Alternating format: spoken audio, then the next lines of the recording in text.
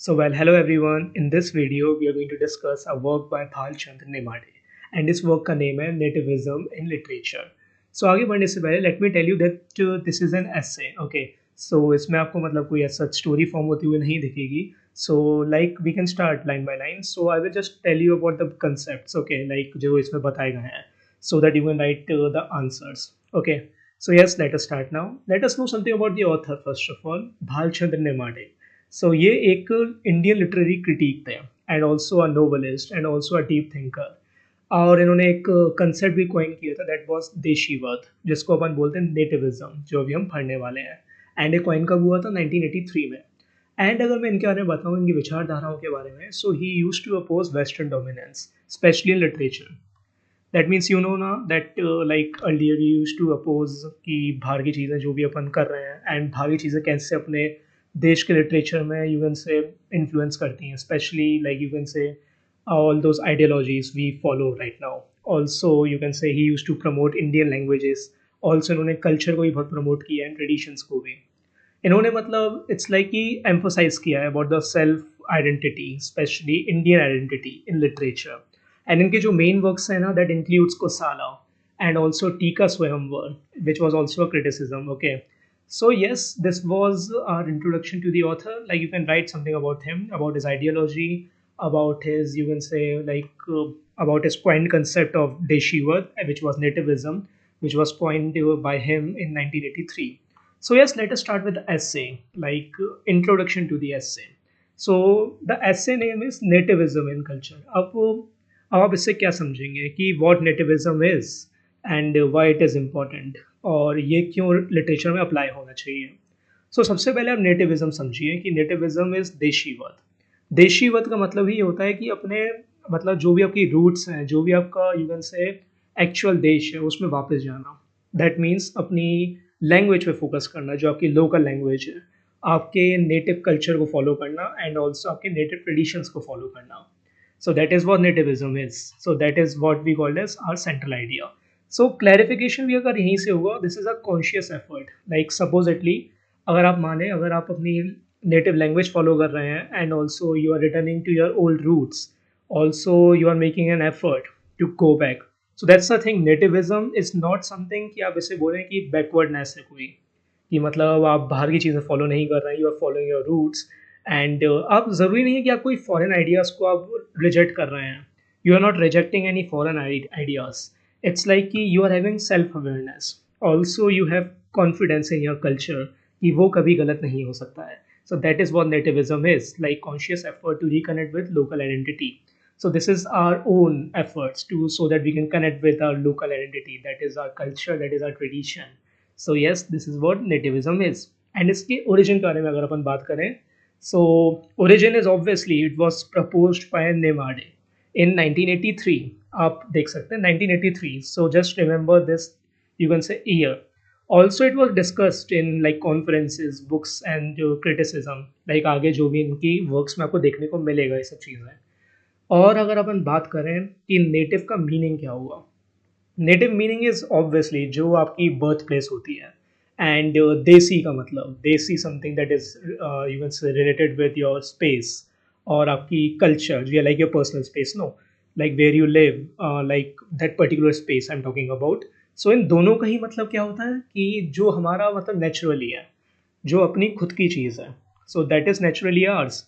अब इसमें अगर अपन नेटिविज्म, ISM अगर अपन जोड़ दें, इसमें VAD जोड़ दें, this is nativism and this is देशीवत.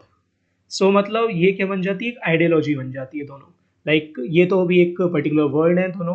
And अगर अपन इसमें ISM और वर्ड जोड़ दें, that's when it becomes a strong ideology. नेटिविज्म का मतलब क्या होता है, कल्चरल असर्शन. ठीक है.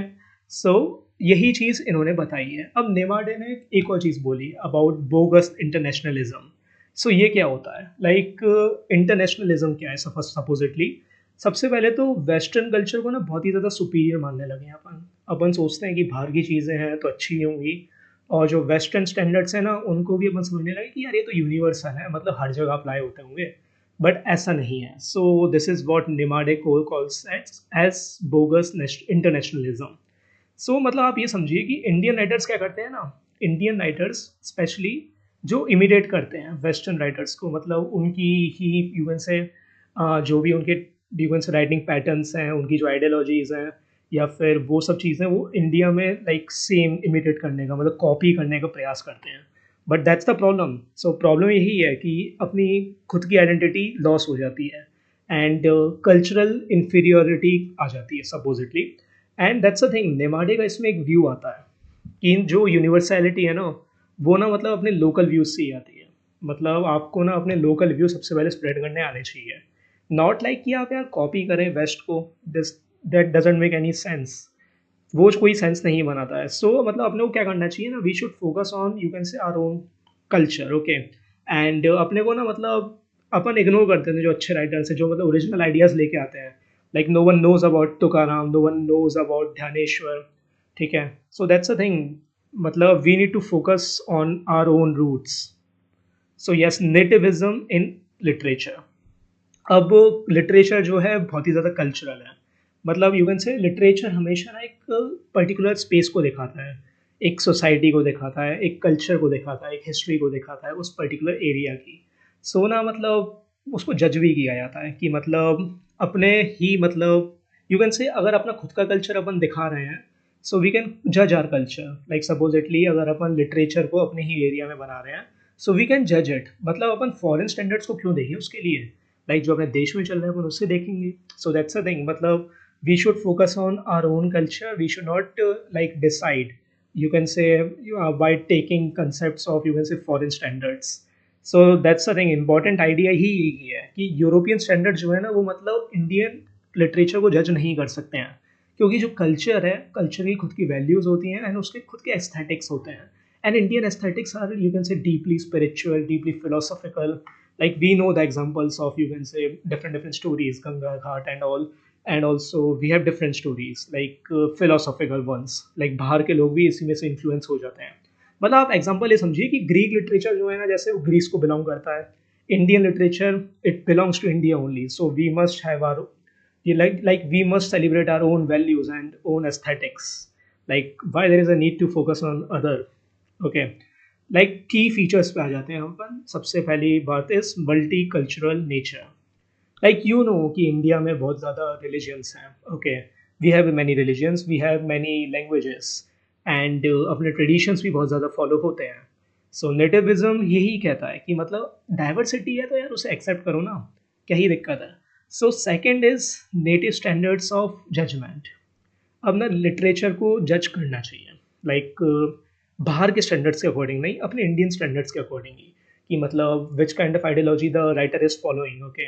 लाइक क्या वो पर्टिकुलर एरिया जो कल्चर में अपन रहते हैं वो एक्सेप्ट करता है उस एरिया को या नहीं, या इट्स लाइक कि अपन वेस्टर्न के आइडियाज देख के यहाँ पे इन्फ्लुएंस हो रहे हैं, नॉट लाइक दैट।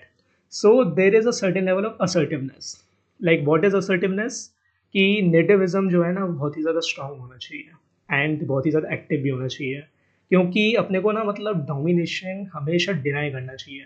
जैसे बाहर की जो you can say cultural philosophies हैं या फिर जो भी आइडियोलॉजीज हैं, we must you can say resist, हमें डिनाई करना चाहिए।